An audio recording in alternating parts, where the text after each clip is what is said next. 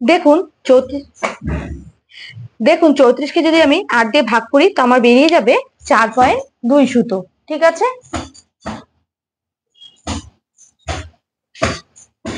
দেখুন 34কে যদি আমি 8 দিয়ে ভাগ করি তাহলে আমার বেরিয়ে যাবে 4 ইঞ্চি 2 সুতো। ঠিক আছে, বুঝতে পেরেছেন? আপনাদের যাই ছাদ থাকবে তাকে 8 দিয়ে ভাগ করবেন তাহলে কিন্তু হয়ে যাবে। এইবার দেখুন আমার মুহুরি রয়েছে 10, একে আমরা 2 দিয়ে ভাগ করব, মানে একে অর্ধেক করে নেব, তো আমার বেরিয়ে যাবে 5 ইঞ্চি, আর এর সঙ্গে আমরা হাফ ইঞ্চি এক্সট্রা অ্যাড করে নেব, তাহলে হয়ে যাবে আমার 5.5 ইঞ্চি। ঠিক আছে, তো আশা করি বুঝতে পেরে গিয়েছেন যে আমাদের মাপগুলো রয়েছে সেগুলোকে আমরা সূত্রে কি করে ফেলবো।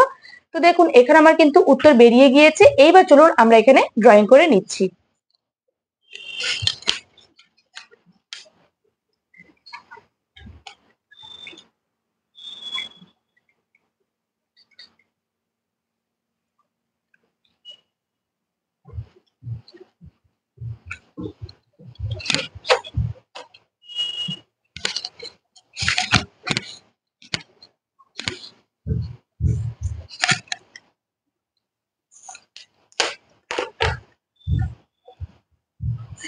তো সবার প্রথমে আমরা নিয়ে নেব ঝুলের মাপ। তো এখানে আমার ঝুল বেরিয়েছে 10, আমি 10 ইঞ্চি নিয়ে নেব। ফিতেটাকে একদম আমরা সোজা রাখবো। দেখুন ফিতেটাকে একদম আমি সোজা রেখেছি, রেখে এই যে আমার 10 ইঞ্চি আমি নিয়ে নিচ্ছি।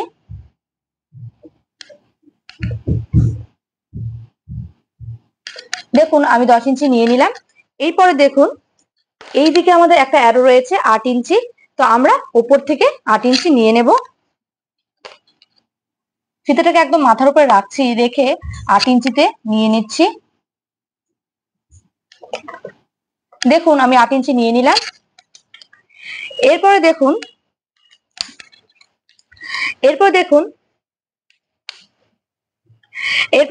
একটা আরো আমাদের নিচের দিকে রয়েছে, তো সেই মাপটা আমার বেরিয়েছে 4 ইঞ্চি 2 সুতো। তো ফিতেটাকে আমি এখানে রাখবো, রেখে 4 ইঞ্চি 2 সুতোতে আমি দাগ দিয়ে নেব।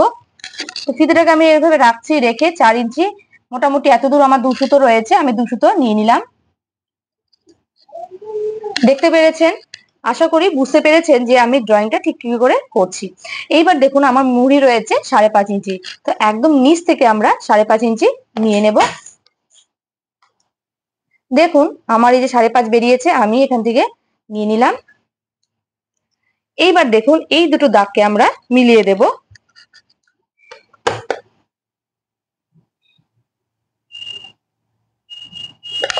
দেখুন এই দুটো দাগকে কিন্তু আমরা মিলিয়ে দিয়েছি।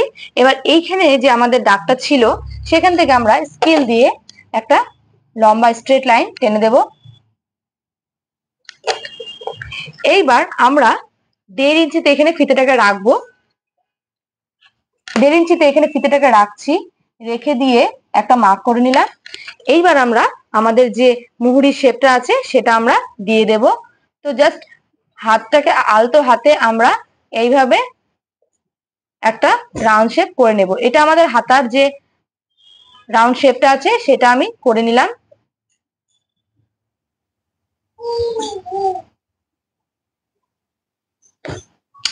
দেখুন এই যে 1.5 ইঞ্চি রয়েছে, এখান থেকে এখন আমরা আলতো ভাবে আমাদের যে হাতার শেপটা আছে সেটা এইভাবে দিয়ে দেব। বুঝতে পেরেছেন?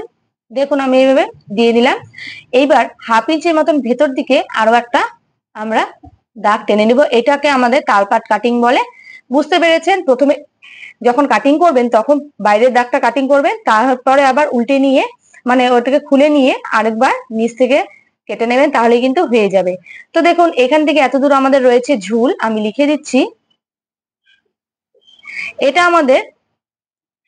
এটা কিন্তু আমাদের ছাতি। তো এই একটা অ্যারো দিয়ে এই ছাতিটা হচ্ছে আমাদের।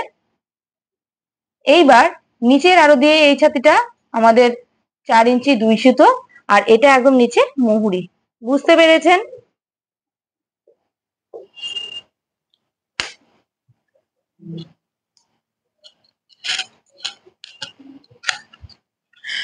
তো দেখতেই পেলেন কত সহজ নিয়মে আমি আপনাদেরকে দেখিয়ে দিলাম যে হাতা কি করে বানাতে হয়। তো আশা করছি আপনারা বুঝতে পেরে গিয়েছেন। আর যদি কোথাও বুঝতে অসুবিধা হয় আপনারা আমাকে অবশ্যই কমেন্টের মাধ্যমে জানাবেন। আর যদি কারো আজকের ভিডিওটা ভালো লেগে থাকে তাহলে অবশ্যই চ্যানেলটাকে লাইক শেয়ার সাবস্ক্রাইব করে দিয়ে পাশে থাকবেন। ধন্যবাদ।